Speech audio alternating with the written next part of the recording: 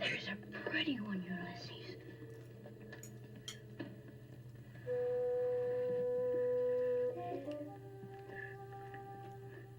There it is. Hello BookTube, I'm Sean the Book Maniac and I'm outside again. I got some new video making equipment, unfortunately not of the video camera variety, but it means that I can film outdoors. Basically I got an iPad tripod, which means I can film outdoors in places where there's nothing to clamp the iPad to. So I've got two choice spots nearby that I'm dying to try out, so let's go see which one might be available. Hello BookTube, I'm Sean the Book Maniac. Welcome back to my channel. Now that I got my tripod all set up and ready to go, I think this might be too noisy of a spot with the traffic, but I got my high quality mic sitting on my knee. It's not really meant for portable outings. Here it is. So I will see. Well, this will be a trial video, and also it's getting dark. So let's get started. This is my Tome-Topple temptation.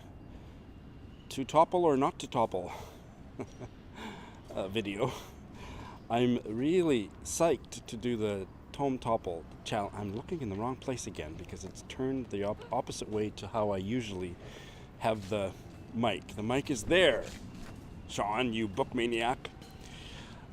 I'm so stoked to try to fit in a Tome-Topple, which runs from November 17th to November 30th, in addition to the nonfiction November.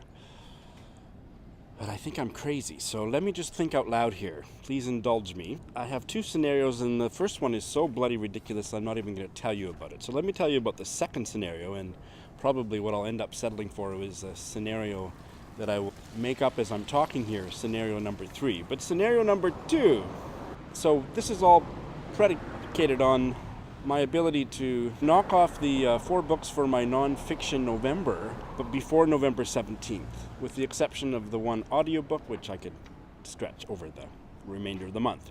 So basically 3 books. So that's a big if. And then from November 17th to the 30th, the 3 print books that I would like to tackle. I raved about this book on my book haul video just the other day. This Polish novel from 1890 or 1891, The Doll by Bolesław Prus, which is 680 pages, I believe. And the bottom line is I'm going to read this in November, come hell or high water. But number 1, for scenario number 2, I won't talk any more about this because I just was raving about it on my video just the other day.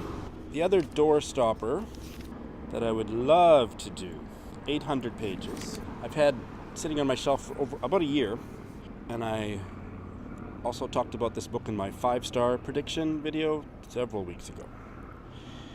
The Castle Cross the Magnet Carter by Kia Cawthron. I hope I'm pronouncing that right.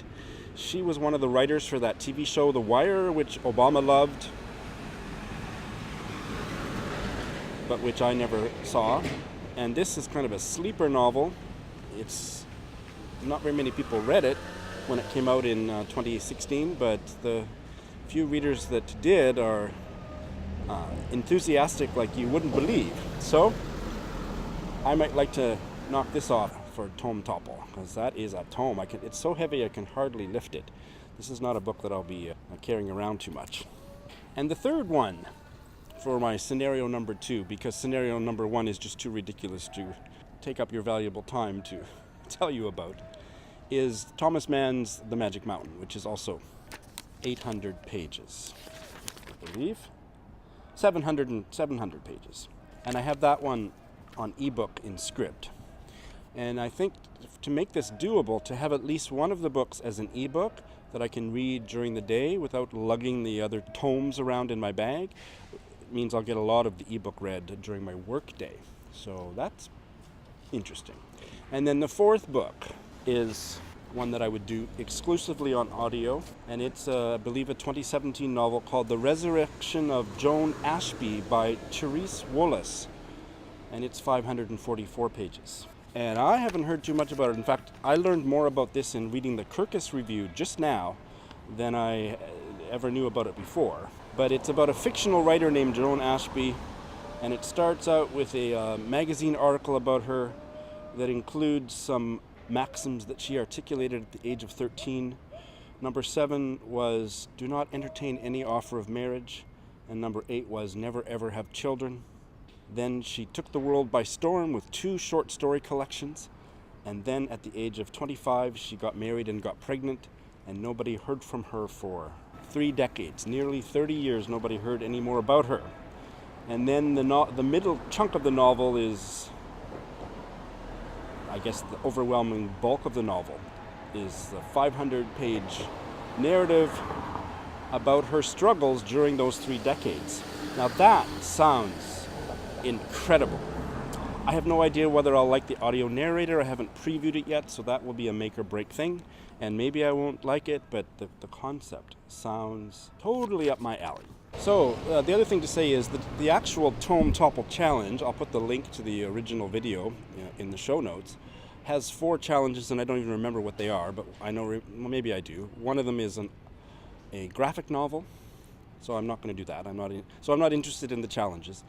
The specific challenges, I'm interested in challenging myself to read as many tomes during this period as I can. But the actual 4 challenges, I don't care about those. So one is graphic novel, skip.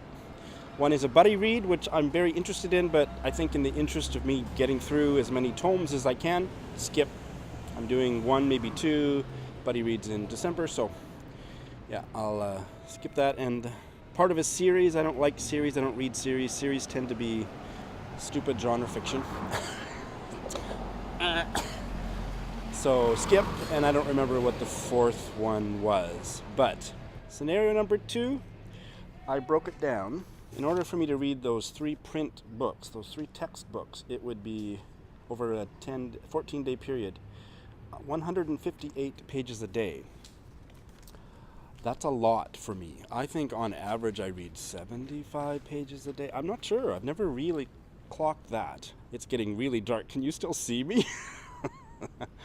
But I could do it if I killed myself, if I got up 2 hours early and I, blah, blah, blah. But I think it's quite unrealistic. So maybe scenario number 3 would be just read the Polish novel, The Doll, and the audiobook. That's probably eminently doable. And then I would be able to finish up my November nonfiction and other books that I'm reading now, because in order for me to do any of that, in order for me to do the big scenario number 2, I would have to pause a lot of the books that I'm reading now and pick them back up again on December 1st. But if I just do 1 print tome and 1 audio tome, that's probably what I should do. But if you have any advice for me, I'd be delighted to hear it. But it's not really my character to ask for advice about these kinds of things. Of course, I need lots of advice about serious things, but this is just not serious. But any feedback you have, great.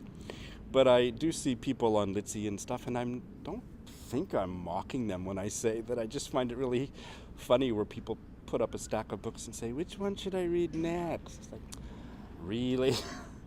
You need my help with that? Anyway, I guess that was a little mocking, so I'll probably have to edit it out. But that is my Tome-Topple, what am I calling this? Tome-Topple temptation to topple or not to topple video. Thank you for your attention. Sorry to keep you in the dark, and have a good night.